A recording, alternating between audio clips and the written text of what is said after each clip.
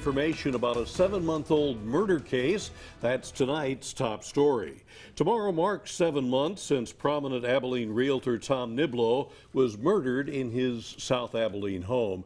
And today, Abilene police held a surprise news conference to update us to where the investigation stands. KTAB crime reporter Stacie Wirmel has followed this case since day one and was at the news conference asking the tough questions for you. She joins us now live from the Taylor County Law Enforcement Center with the update. Stacie? Yeah, Bob and Brittany, today's news conference comes on the heels of a story I did on Monday with the main suspect's attorney. Now, that's Niblo's brother-in-law, Luke Switzer, and his attorney, Lynn Inglesby, talked to me about how frustrated he is with the way that Abilene police are handling this case. Well, today, Abilene police are responding. At this point, that we do not have sufficient evidence to charge anyone with the murder of Mr. Niblo at this time. But police say they do have several suspects, but continue to only publicly name Niblo's brother-in-law as a main person of interest. Do you have anything? I think anyone that has kept up with this case realizes that Mr. Switzer is a suspect in this case, and he remains so.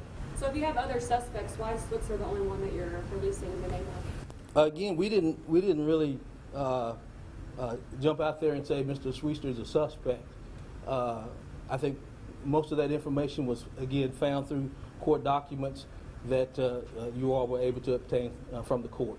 And those court documents have led to hundreds of hours of manpower being put into this case, and police say they are taking every step and turning over every stone.